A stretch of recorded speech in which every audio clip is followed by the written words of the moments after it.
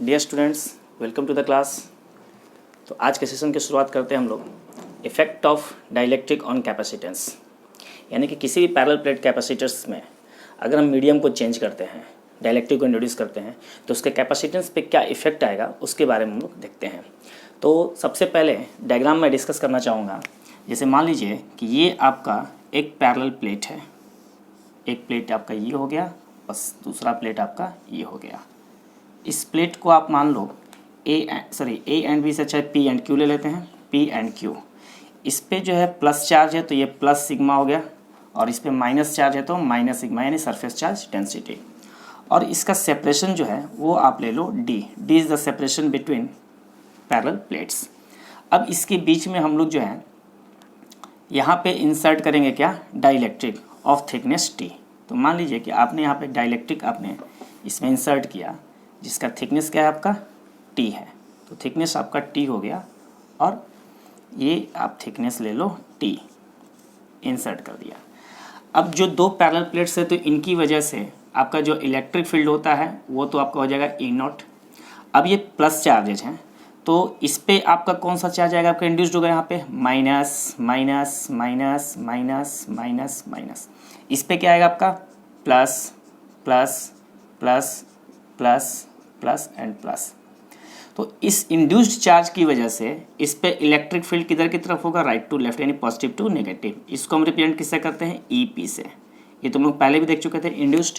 और इस पे सारा चार्ज क्या है आपका प्लस चार्ज है, इस पे क्या आपका माइनस चार्ज है। तो माइनस प्लेट की तरफ कौन सा चार्ज इंड्यूस्ड होगा आपका पॉजिटिव, और प्लस वाले प्लेट्स की तरफ कौन सा चार्ज आपका इंड्यूस्ड होगा नेगेटिव। और इस इंड्यूस्ड चार्ज की वजह से इस डाइलेक्ट्रिक में आपका जो इलेक्ट्रिक फील्ड प्रोड्यूस होगा उसका डायरेक्शन पॉजिटिव टू नेगेटिव, यानी कि ईपी। तो जो नेट आपका इलेक्ट्रिक फील्ड होगा, net electric field in the dielectric, उसी को हम लोग क्या कहते हैं, रिड्यूस्ड इलेक्ट्रिक फील्ड। तो वो क्या हो जाएगा आपका ई नॉट माइनस ईपी। अब जरा देखिए यहाँ पे इतने थिकनेस तक में तो आपका क्या है, डाइलेक्ट्रिक है, और ये जो गैप आपको दिख रहा है, इस गैप का विड्थ कितना हो जाएगा, डी माइनस टी। हम कह सकते हैं ना डी माइनस टी, ये दोनों विड्थ को अगर ऐड करेंगे तो ये क्या हो जाएगा आपका डी माइनस टी। यानी कि डी माइनस टी गैप में आपका मीडियम क्या है, वैक्यूम या एयर कह लीजिए, ठीक है। यानी कि वहाँ पे डाइलेक्ट्रिक आपका नहीं है। तो इन दो जगहों पे जो इलेक्ट्रिक फील्ड होगा वो तो आपका कितना होगा, ई नॉट के बराबर होगा। लेकिन इस डाइलेक्ट्रिक में इतने थिकनेस तक आपका इलेक्ट्रिक फील्ड क्या होगा, E not minus E P, that is the reduced electric field. तो इस तरह से ये हमारा, जब हमने क्या किया इसमें डाइलेक्ट्रिक को इंट्रोड्यूस किया तो क्या इम्पैक्ट आ रहा है वो चीज़ हम लोगों ने देख लिया। तो अब इसी का डिस्क्रिप्शन हम लिखते हैं। तो देखिए, consider a parallel plate capacitor of plate area A. Let D be the separation between plates, ठीक है। यहाँ पे प्लेट्स करते हैं दोनों का एरिया, ठीक है। ये जो फेस आपका दिख रहा है पैरेलल प्लेट का, ये दोनों फेस जो आपका हमारे यही है, तो इसका फेसिंग एरिया कितना हो गया आपका, ए हो गया। इसी फेसिंग एरिया को हमने ए, और डी क्या हो गया आपका, सेपरेशन हो गया, ठीक है। अब क्या करेंगे हम लोग, इंट्रोड्यूस करेंगे dielectric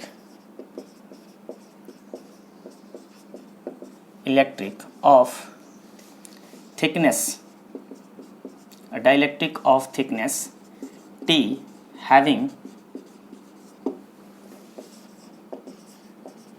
dielectric constant K is introduced between plates। यानी प्लेट्स के बीच में हमने क्या किया, dielectric of thickness T having dielectric constant K को हमने इंसर्ट किया। तो रिड्यूस्ड या नेट वर्ड यूज करते हैं, नेट इलेक्ट्रिक फील्ड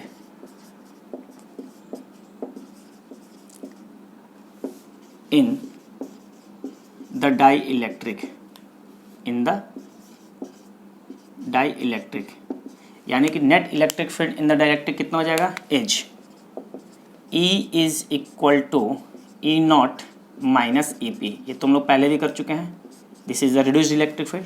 तो therefore potential difference potential difference between the plates is, यानी कि इन दो प्लेट्स के बीच में पोटेंशियल का डिफरेंस क्या होगा, तो V इज इक्वल टू, हमने एक रिलेशन पढ़ा था V dV is equal to EDR, तो V इक्वल टू क्या हो जाएगा E इंटू डी आर, और डी आर क्या हो गया आपका डिस्टेंस। तो इन दो प्लेट्स के बीच में आपका पोटेंशियल का difference V is equal to क्या हो जाएगा, इलेक्ट्रिक फील्ड इंटू डिस्टेंस। तो अब देखिए इतने डिस्टेंस यानी T डिस्टेंस में कितना इलेक्ट्रिक फील्ड है, तो E not minus E P, तो क्या लिखेंगे यहाँ पे E not minus E P, ये आपका क्या हो गया इंटू क्या हो जाएगा आपका T, इतने डिस्टेंस तक का आपका इलेक्ट्रिक फील्ड और इनटू डिस्टेंस यानी कि पोटेंशियल डिफरेंस। अब इस गैप के लिए क्या यूज करेंगे, तो गैप में क्या आपका E नॉट है और उसका थिकनेस कितना हो जाएगा, तो D माइनस टी, ये दोनों विड्थ का भी, तो यहाँ पे क्या आ गया आपका D माइनस टी। अब इस E not minus E P को हम क्या लिखेंगे, E लिखेंगे, तो यहाँ से क्या आ गया E into T plus E not into D minus T. यहाँ से हम E नॉट कॉमन निकालते हैं, E नॉट जब कॉमन निकालेंगे तो यहाँ पे क्या आ जाएगा आपका E आ जाएगा, sorry E by E not T plus E not, sorry E not तो आपका निकल ही गया, क्या बच जाएगा आपका D माइनस टी। इसको आप ये ब्रैकेट आप यूज कर लो। अब अगर आप देखोगे तो E नॉट का फॉर्मूला क्या होता है, electric field E naught equal to हम लिख सकते हैं यहाँ पे सिग्मा अपॉन एप्सिलॉन नॉट, ये तो हम देखते आ रहा है। E naught equal to parallel plates के लिए सिग्मा अपॉन एप्सिलॉन नॉट, और E बाई E नॉट हमने डाइलेक्ट्रिक कांस्टेंट को क्या डिफाइन किया, it is defined as the ratio of applied electric field to the reduced. तो यहाँ पे क्या है, रिड्यूस्ड टू द अप्लाइड है, तो क्या हो जाएगा 1/k, तो 1/k का मतलब क्या हो गया T/k plus D minus T. तो ये आपका आ गया ये रिलेशन सिग्मा, और सिग्मा को हम क्या लिख सकते हैं Q/A, क्या होता है सरफेस चार्ज से चार्ज पर यूनिट एरिया, तो चार्ज पर यूनिट एरिया यानी Q/A एप्सिलॉन नॉट, और यहाँ पे क्या आ जाएगा आपका T/k plus D minus T. इसको हमने यहाँ पे लिख दिया, ठीक है। अब देखिए जरा सा, तो इस तरह से V इज इक्वल टू आपका ये आ गया। अब हम लोगों ने ये भी देखा था पैरेलल प्लेट कैपेसिटर में Q is equal to C V, Q is equal to C V, तो Q बाई V जब करेंगे तो क्या मिलेगा हमें, C मिलेगा। तो यहाँ पे Q है, Q बाई V करना होगा तो V को इधर लेके आएंगे और इसका क्रॉस मल्टीप्लाई करेंगे, तो हम क्या लिखेंगे Q by V is equal to epsilon not A divided by T/k plus D minus T. अब यहाँ से हम लोग चाहें तो D को कॉमन ले सकते हैं, तो epsilon not A by D common ले लिया, तो क्या बच जाएगा यहाँ पे T/kd और प्लस 1 माइनस T/d। ये आपका एक्सप्रेशन आपका आ गया। अब जरा देखिए इस epsilon not A by D को हम क्या लिख सकते हैं, हमने देखा था पैरेलल प्लेट कैपेसिटर का capacitance when the medium is air और vacuum, epsilon not A by D. तो epsilon not A by D को हम किससे रिप्रेजेंट करेंगे, यहाँ पे C नॉट से रिप्रेजेंट करेंगे। तो मैं यहाँ पे इरेज कर रहा हूँ, इसको आप नोट डाउन कर सकते हैं। तो देखिए तो इसको अगर हम लोग यहाँ से रिप्लेस करें तो Q by V is equal to क्या लिखेंगे हम लोग C, और epsilon not A by D को हम किससे रिप्रेजेंट करेंगे, C नॉट से। तो यहाँ पे क्या आ गया C not divided by T/kd into 1 minus T/kd plus 1 minus T/d। ये आपका एक्सप्रेशन आ गया। इसको और आप सिंप्लीफाई करके क्या लिख सकते हो, C नॉट बाई, यहाँ से आप 1 माइनस T/d आप कॉमन ले लीजिए, तो क्या बच जाएगा 1 माइनस 1/k। ये एक्सप्रेशन आपका हो जाएगा C इज इक्वल टू, ठीक है। एक बार फिर से देखिए, इस 1 को मैंने यहाँ पे लिखा, ये माइनस T/d और T/kd, तो यहाँ पे भी T/d और यहाँ पे भी T/d है, इन दोनों में से माइनस T/d कॉमन लिया, तो माइनस T/d जब कॉमन लोगे तो इसकी जगह पे क्या बचेगा +1, और यहाँ पे चूंकि पॉजिटिव है तो कॉमन लेने पे नेगेटिव क्या जगह पे -1/k। अब यहाँ से हम क्या देख सकते हैं कि ये जो आपका एक्सप्रेशन आया, this is the required expression for effect of dielectric on capacitance. तो जरा एक चीज़ देखिए, C नॉट अपॉन 1 माइनस ये टर्म हो रहा है, इसका मतलब ये हुआ कि डिनोमिनेटर में 1 माइनस दिस टर्म क्या रिप्रेजेंट कर रहा है कि ये जो वैल्यू आएगा वो हमेशा 1 से लेस देन होगा। तो जब डिनोमिनेटर का जो टर्म है अगर वो 1 से लेस देन है, इसका मतलब ये हुआ कि ओवरऑल जो वैल्यू आएगा वो क्या आएगा आपका C नॉट से ज़्यादा आएगा। C नॉट से क्या होगा आपका ज़्यादा, क्योंकि मल्टीप्लाई हो जाएगा। तो यहाँ पे हम लिख सकते हैं कि देयरफॉर या this implies C is greater than C naught. कैसे, तो ये देखिए मान लेते हैं कि इसका वैल्यू 1/2 आया, इसका पूरा वैल्यू, तो 1 माइनस 1/2 क्या हो जाएगा 1/2, 2 ऊपर जाएगा तो क्या जाएगा 2 टाइम्स ऑफ सी नॉट, यानी सी का value 2 times of C not, it means कि C is greater than C not. अब इसमें कुछ हम लोग स्पेशल केसेज लेंगे, तो ये रहा हमारा इसका डेरिवेशन। अब इसमें स्पेशल केस क्या होगा, तो ये देखिए, मान लेते हैं कि पूरे डाइलेक्ट्रिक को, सॉरी जो आपका स्पेस है, ठीक है ना, स्पेस किस चीज़ का, तो जो प्लेट्स के बीच में जो आपका स्पेस है, इस पूरे स्पेस में हमने डाइलेक्ट्रिक को फिल्ड कर देते हैं। ये जो गैपिंग दिख रहा है उस गैपिंग को भी हटा दीजिए, पूरे को आप फिल्ड कर दीजिए किससे, डाइलेक्ट्रिक से। तो पहला केस क्या होगा, केस फर्स्ट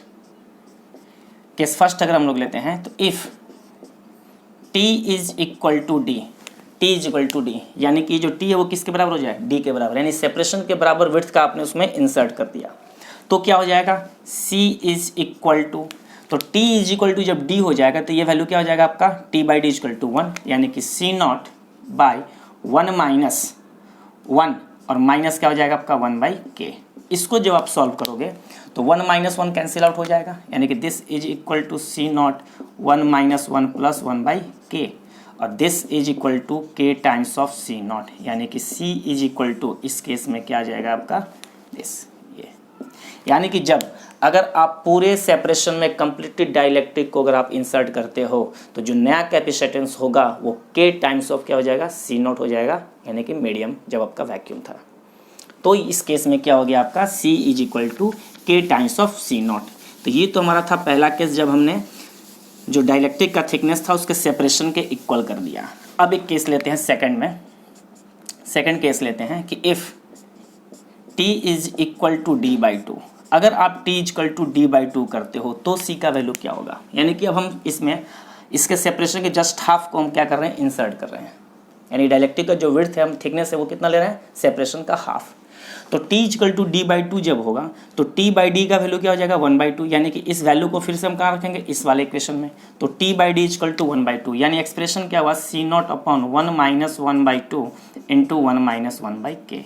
इसको जब आप सॉल्व करोगे तो C naught by 1 minus 1/2 plus 1/2k, and this is equal to C naught by 1/2 plus 1/2k, और इसका जब LCM लोगे तो यहाँ पे आ जाएगा 2k, और ये तो आपका, सॉरी ऐसा करते हैं, C नॉट बाई यहाँ पे आपका आ गया 2k, तो यहाँ पे क्या आ जाएगा आपका k प्लस 1, यानी कि ये वैल्यू ऊपर जा करके क्या हो जाएगा आपका, तो लिख सकते हो कि therefore C is equal to 2k C naught by k plus 1। ये आपका आ गया इस केस में। ये जब आप डाइलेक्ट्रिक का विड्थ कितना रखोगे, सेपरेशन के जस्ट हाफ अगर आप रखते हो तो C का वैल्यू क्या आ जाएगा 2k times of C naught by k plus 1। एक और केस हम लोग ले सकते हैं,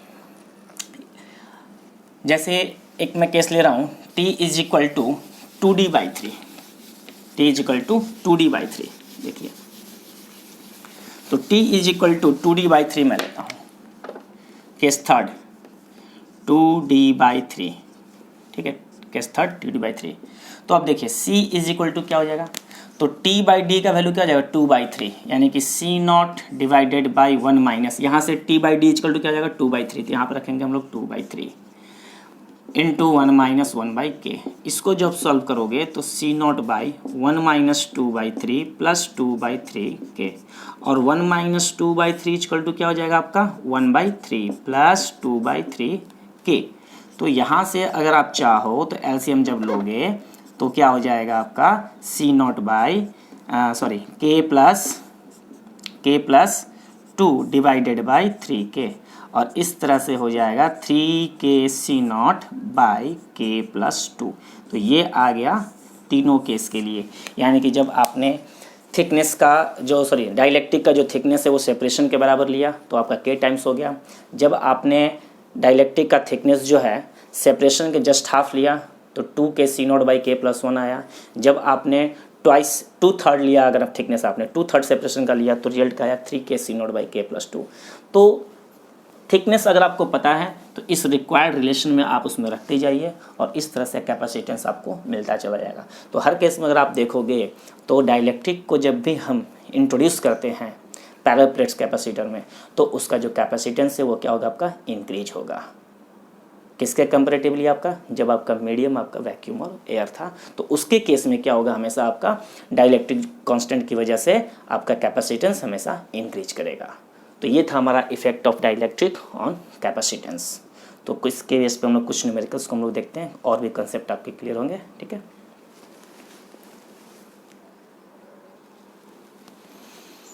अब हम लोग देखते हैं क्वेश्चन आपका।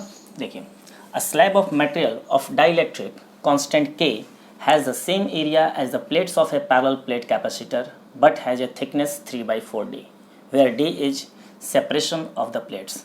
How is the capacitance changed when the slab is inserted between the plates. यानी कि हमारा जो पहले से पैरेलल प्लेट कैपेसिटर, तो मान लीजिए कि उसमें कोई आपका डाइलेक्ट्रिक इंसर्ट नहीं किया हुआ है। अब हम क्या कर रहे हैं कि डाइलेक्ट्रिक को उसमें इंसर्ट कर रहे हैं।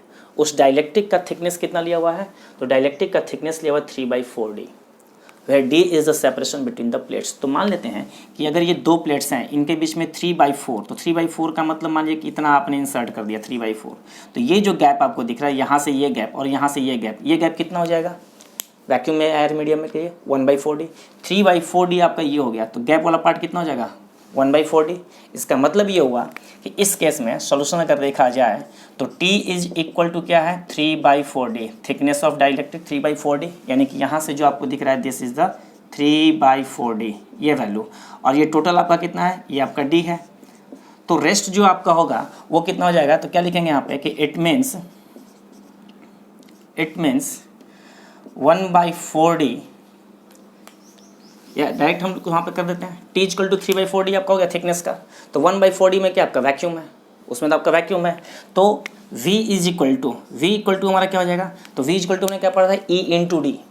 तो इस डाइलेक्ट्रिक के लिए हमारा कितना हो जाएगा, रिड्यूस्ड इलेक्ट्रिक फील्ड होता है। रिड्यूस्ड इलेक्ट्रिक फील्ड को हम किससे रिप्रेजेंट करते हैं, E से रिप्रेजेंट करते हैं। तो यहाँ पे क्या हो जाएगा आपका E इंटू थिकनेस कितना है 3/4D आपका हो गया, प्लस अब यहाँ पे क्या आ जाएगा आपका E0 और इंटू क्या आ जाएगा आपका यहाँ के लिए कितना आ जाएगा आपका 1/4 इंटू D। अब जरा देखिए यहाँ के लिए जो रिड्यूस था, क्योंकि इसमें तो आपका रिड्यूस्ड इलेक्ट्रिक फील्ड आता है। अब हमने डाइलेक्ट्रिक के टर्म में क्या पढ़ा था कि E0/E is equal to K, ये पढ़ा था हमने। तो E का वैल्यू यहाँ से क्या आ जाएगा E0/K, तो यहाँ पे हम क्या लिखेंगे E0/K into 3/4D plus E0 into D/4 लिख सकते हैं। अब जरा देखिए E0 D/4 आपका कॉमन आ रहा है, तो this is equal to E0 D/4 आप यहाँ से कॉमन ले लीजिए, ठीक है, या E0 D को ही कॉमन लीजिए। क्यों, क्योंकि इसका कैलकुलेशन में आपका ये रहेगा 3/4 के प्लस 1/4। अब ये जो वैल्यू है E0 D, ये किसको रिप्रेजेंट कर रहा है V0 को। E0 D किसको रिप्रेजेंट करेगा V0 को, V0। और यहाँ से अगर हम LCM लें तो यहाँ पे LCM आपका आ जाएगा 4K, तो 3 प्लस K आपका हो जाएगा दिस, ये आपका आ गया V। हमें क्या देखना है, क्वेश्चन में क्या करा, how is the capacitance changed. तो कैपेसिटेंस चेंज, कितना कैपेसिटेंस चेंज होगा, तो प्लेट्स पे तो चार्ज तो आपका चेंजेज होगा नहीं, तो V इज इक्वल टू हम क्या लिख सकते हैं Q/C, क्योंकि Q is equal to CV होता है, तो V इक्वल टू क्या लिख सकते हैं Q/C। तो Q/C is equal to Q/C0, क्योंकि V0 है तो Q/C0। चार्ज देखिए, चार्ज में कोई चेंजेस नहीं होगा, चाहे आप डाइलेक्ट्रिक इंसर्ट करो या ना करो, चार्ज तो आपका प्लेट्स पे वही रहेगा, इसलिए यहाँ पे Q और यहाँ पे Q ही रहेगा। 3 plus K divided by 4K। अब ये Q और Q कैंसिल आपका हो गया, तो यहाँ से Q और Q कैंसिल हो गया, हमें C का वैल्यू चाहिए, तो C इज इक्वल टू हम क्या लिख सकते हैं, therefore C is equal to, इसको आप उधर ले जाइए, यानी कि 4KC0/3 plus K।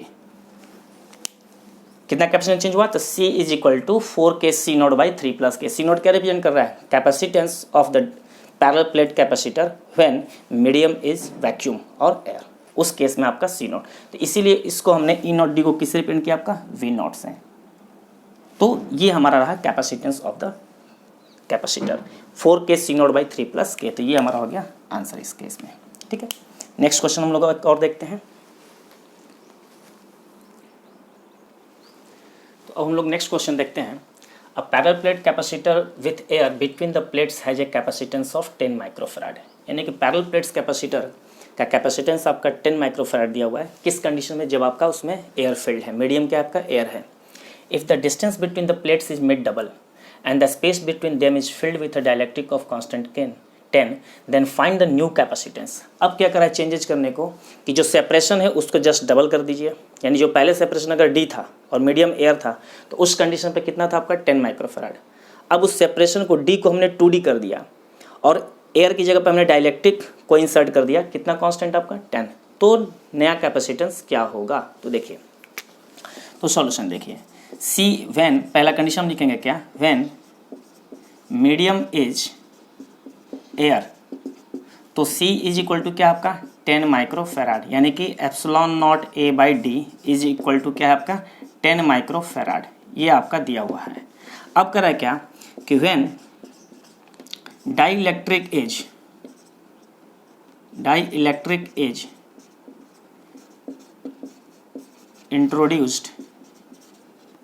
introduced between them and separation या space between plates is made doubled,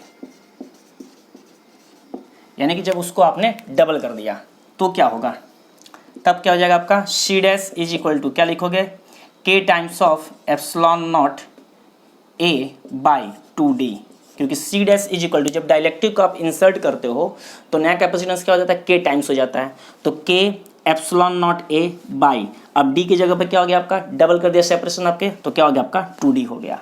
तो अब जरा देखिए epsilon not A by D का वैल्यू यहाँ पे कितना है 10 माइक्रोफैराड दिया हुआ है, epsilon not A by D का वैल्यू 10 माइक्रोफैराड, K का वैल्यू कितना दिया हुआ है 10, सब वैल्यू रखोगे यहाँ पे, तो 10 epsilon not A by D का वैल्यू भी क्या हो गया आपका 10 माइक्रोफैराड में है और यहाँ पे 2। अब इसको जब सॉल्व करोगे ये माइक्रोफैराड आपका हो गया तो कितना हो जाएगा 50, तो this is equal to 50 microfarad, ये आपका आ गया answer, C dash is equal to. तो जो कंडीशन दिया हुआ उसके हिसाब से हम लोग जो है आगे की तरफ मूव करेंगे। तो जब आपका इसमें एयर था तो उस वक्त पे आपका जो कैपेसिटेंस था वो दिया हुआ है 10 माइक्रोफैराड। अब कह रहा है क्वेश्चन में क्या कि डाइलेक्ट्रिक को आपको उसमें इंट्रोड्यूस करना है और जो स्पेसिंग है उसको जस्ट डबल करना है, जो डी था उसको क्या करना है आपको 2D, तो C dash is equal to जैसे ही आपने डाइलेक्ट्रिक इंसर्ट किया तो वो क्या हो जाएगा आपका K टाइम्स, तो K into epsilon not A by D, अब डी को क्या करना है 2D, क्योंकि डबल कर रहे हैं इसलिए यहाँ पे क्या आ गया आपका 2D, और epsilon not A by D का वैल्यू हमारा किसके बराबर है 10 माइक्रोफैराड, K का वैल्यू कितना दिया हुआ 10, दोनों वैल्यू को हम रखा 10 इंटू 10 और डिवाइडेड बाई 2 तो रहेगा ही रहेगा, ये 2 से कैंसिल, कितना हो गया 10 into 5 50 microfarad, the new capacitance is 50 microfarad. तो इस तरह के क्वेश्चंस जो है हम लोग effect of dielectric on capacitance के हम लोग क्वेश्चंस को और भी सॉल्व कर सकते हैं। तो आज का सेशन मैं यहीं पे एंड करता हूँ, नेक्स्ट वीडियोज़ में नेक्स्ट टॉपिक की तरफ हम लोग मूव करेंगे और जैसे ही हमारा चैप्टर 2 कंप्लीट होगा हम लोग कुछ और भी न्यूमेरिकल्स को सॉल्व करेंगे। तब तक के लिए धन्यवाद, थैंक यू।